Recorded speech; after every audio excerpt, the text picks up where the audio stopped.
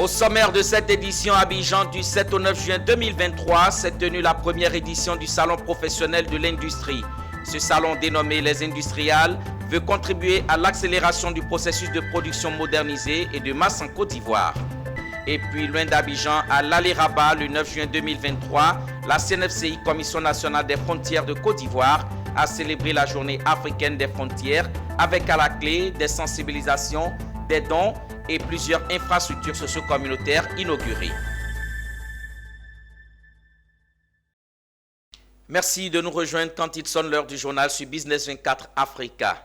L'actualité s'ouvre ici avec le secteur privé. Industrialisation, facteur incontournable de développement, c'est le thème de la première édition du Salon professionnel de l'industrie qui s'est tenu à Abidjan du 7 au 9 juin.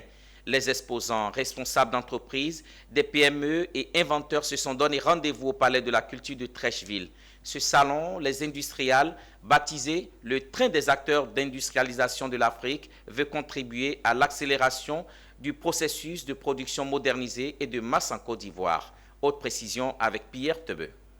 Le train des acteurs de l'industrialisation de l'Afrique est entré en gare à Abidjan, en Côte d'Ivoire, ce mercredi 7 juin 2023. Les entreprises présentes au Palais de la Culture ont présenté aux participants leurs différents produits. Des produits brassicoles en passant par les équipements de protection contre les incendies ou encore les produits issus de l'agriculture transformée sur place. Tous étaient représentés à ce rendez-vous de l'industrialisation. Aujourd'hui, nous avons voulu participer à cet événement-là pour montrer aux yeux de toute la Côte d'Ivoire qu'il y a des innovations, des inventions en Côte d'Ivoire et nous avons besoin de l'industrialiser. C'est pourquoi nous sommes passés ici aujourd'hui pour travailler avec notre partenaire industriel pour cet événement qui est la première édition et qui est encouragé d'ailleurs. Aujourd'hui, nous venons présenter nos nouveaux produits et dire aux responsables ou aux responsables des sociétés et aux dirigeants de ce salon que nous avons des équipements pour leur permettre de mieux sécuriser leur entreprise et aussi des équipements pour protéger leurs salariés. Le pari de cette première édition a été tenu et son promoteur satisfait de l'édition d'Abidjan. Vous avez dû faire le tour. Donc nous avons aussi bien des grandes entreprises telles que Solibra, telles que Nestlé. Nous avons des transformatrices qui sont venues pour présenter ce qu'elles savent faire au travers de la transformation de la noix de cajou, de la transformation de la noix de cajou et puis d'autres produits. Je pense que l'édition a eu lieu. C'est le plus important. C'est le plus important et ça va marquer les esprits. La mayonnaise a pris, pour la prochaine édition, on est sûr qu'on fera mieux. Les participants étaient les responsables des coopératives, les inventeurs, les porteurs de projets industriels et les industriels intervenant dans plusieurs secteurs d'activité. Vivement la deuxième édition des Industrials d'Abidjan. Restons avec les industries et parlons de l'entreprise Universal Industries qui a participé à la journée nationale des produits certifiés en Côte d'Ivoire. Organisée par le ministère du Commerce, de l'Industrie et de la Promotion des petites et moyennes entreprises, ces journées ont permis à Universal Industries, entreprise leader dans le secteur des matériaux de construction, de présenter sa gamme de produits de construction certifiés, du fer à béton, des pointes, des tôles, alu zinc et en aluminium. Une participation à la journée nationale des produits certifiés visant à sensibiliser les consommateurs sur la nécessité d'acheter des produits de qualité certifiés et fabriqués localement. Suivez les propos de Ulrich Dongo, responsable marketing et communication de Universal Industries. Universal Industries, c'est une entreprise spécialisée dans la transformation de l'acier et de l'aluminium. Nous sommes spécialisés dans tout ce qui est matériaux de construction en acier.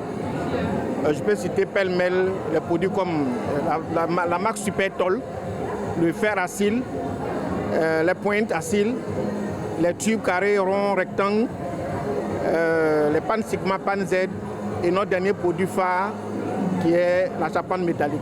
Nos innovations portent sur les produits écologiques. Le produit écologique que nous mettons en avant cette année, c'est la charpente métallique.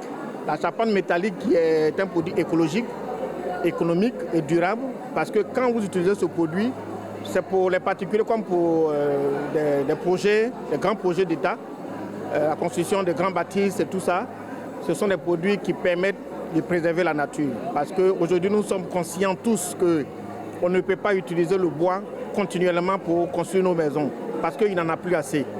Nous avons été sollicités, nous sommes là pour permettre à la population ivoirienne de comprendre que désormais, quand ils doivent faire un choix de produits pour leur maison, ils doivent penser Universel Industrie. Parce que voici une entreprise qui est responsable, qui depuis une dizaine d'années s'est tournée vers la qualité, qui est une des valeurs sûres. Parce que Universel Industrie pense qu'il faut mettre des produits de qualité à la disposition des consommateurs finaux, qui sont les populations. C'est le moment de recevoir l'invité du journal.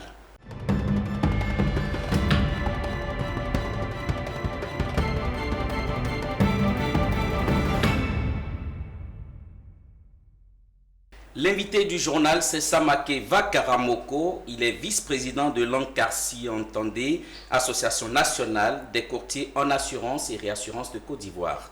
Vous organisez en partenariat avec la FIAC, Fédération interafricaine des assureurs conseils, les 3, 4 et 7 juillet 2023, la 14e Assemblée générale annuelle de la FIAC sur le thème FIAC 17 ans après, bilan et perspective.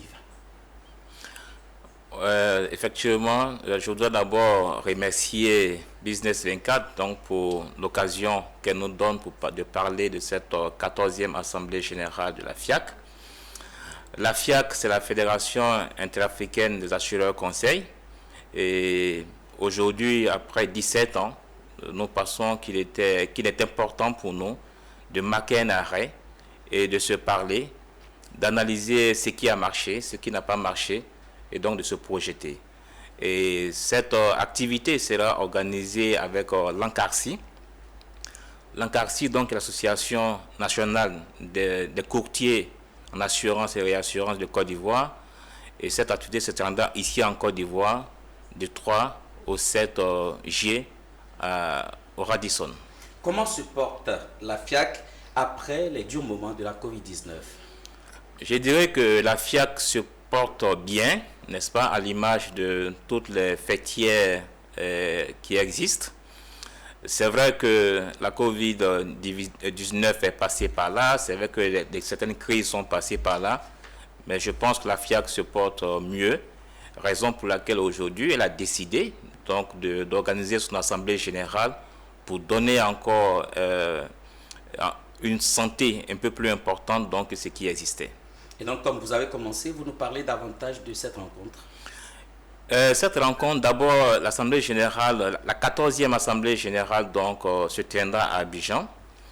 Je voudrais donc remercier donc, le ministre de l'économie et des finances, donc notre ministre de tutelle, qui ne ménage aucun effort pour que cette Assemblée générale soit une réussite.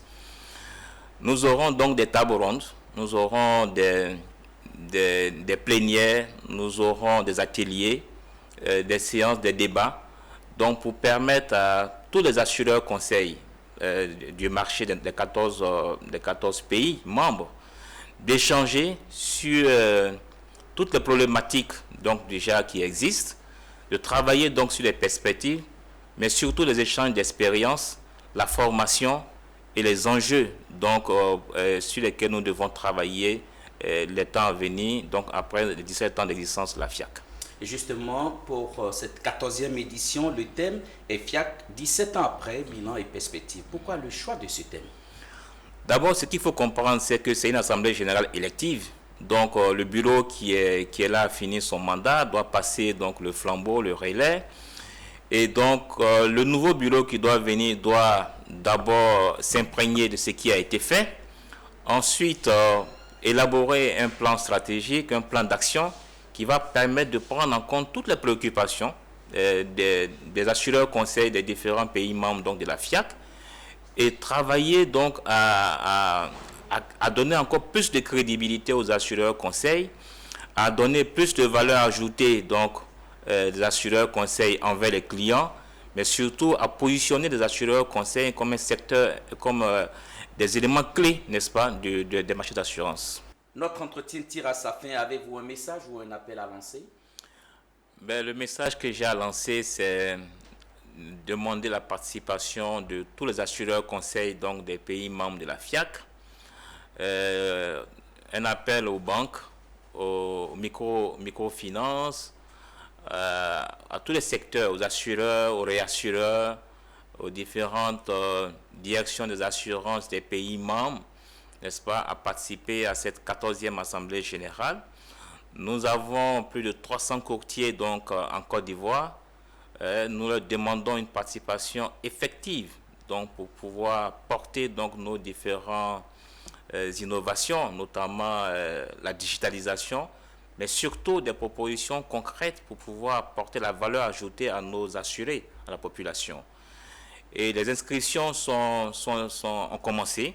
Ça peut se faire en ligne, donc puisqu'on parle de digitalisation, nous avons www.fiac.com qui est disponible. Nous avons aussi le siège de l'Ancarci donc qui est disponible pour toutes les inscriptions. Nous souhaitons une très grande mobilisation pour cette Assemblée générale. Nous l'avons dit que cette 14e Assemblée générale doit marquer avec la rupture pour que nous puissions donner un sang neuf, nouveau et dynamique donc à cette FIAC, à notre fédération. Merci, M. Samakeva Karamoko. Je rappelle, vous êtes président du comité d'organisation de la 14e Assemblée générale de la FIAC. Bonne chance à vous. Merci, c'est moi qui vous remercie.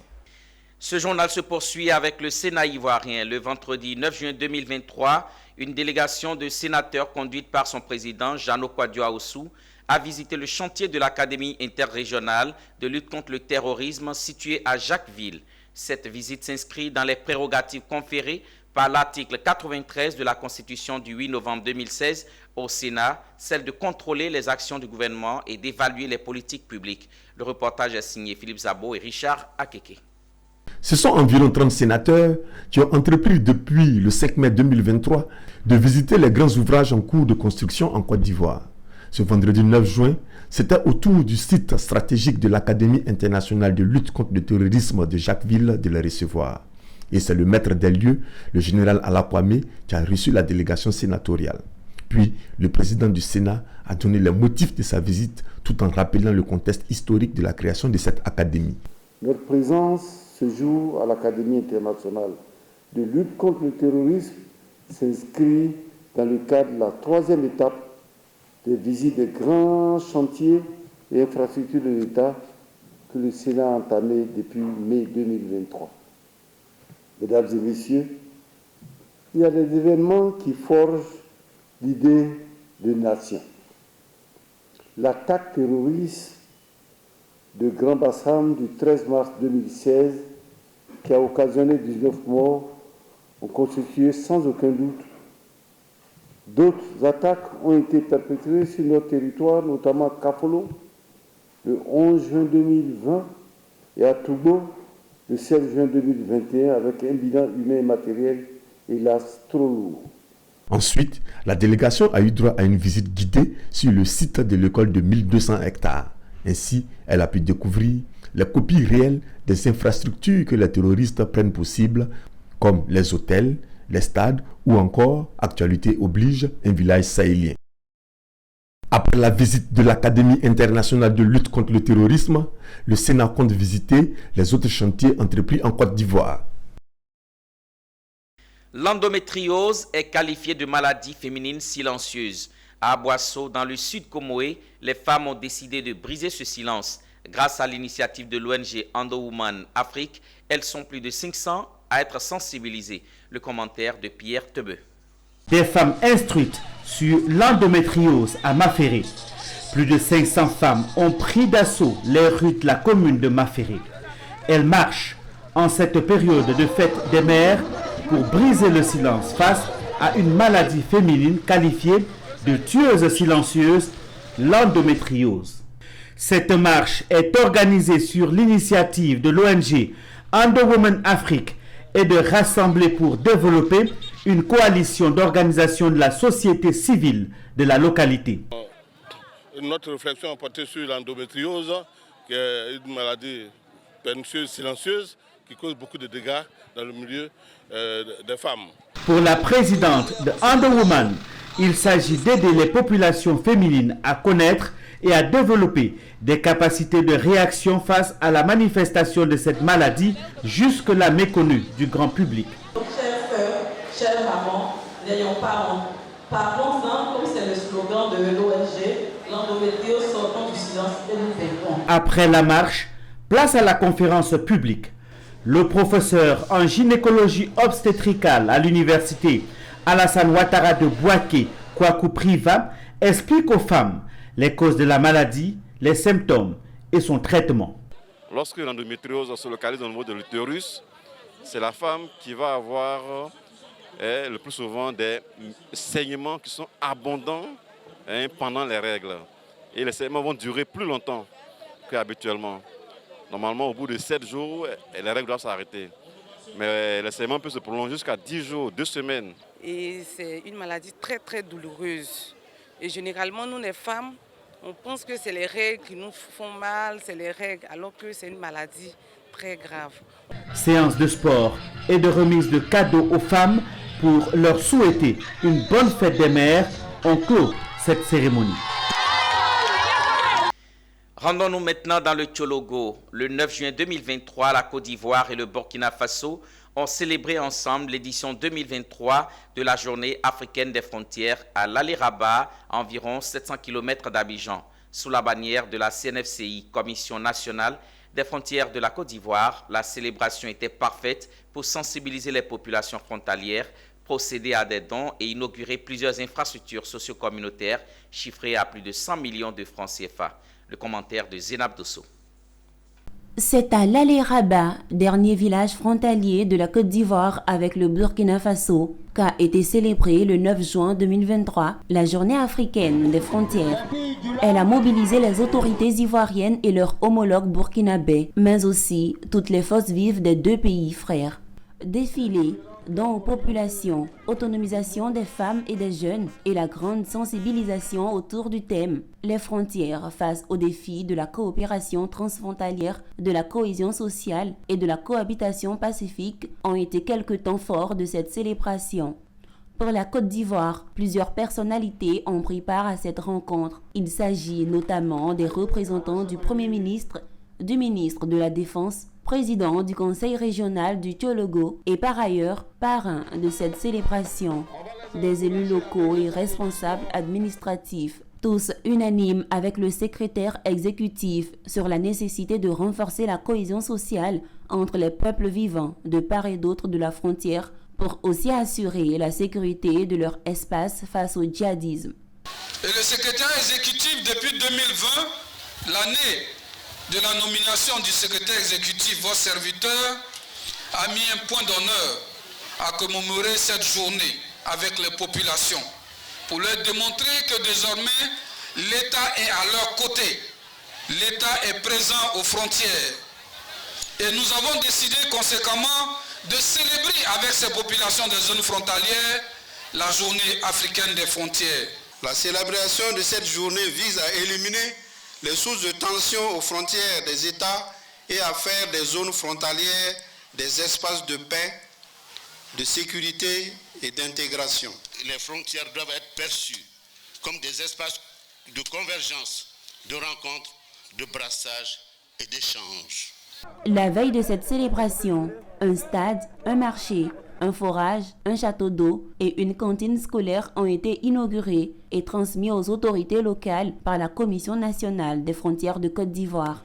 Des plantings d'arbres, des consultations ophtalmologiques, pédiatriques et dépistage ont été organisés pour assurer aux populations une bonne santé. C'est tout pour cette édition proposée par l'ensemble de la rédaction. L'information se poursuit chez nous à Business 24 Africa.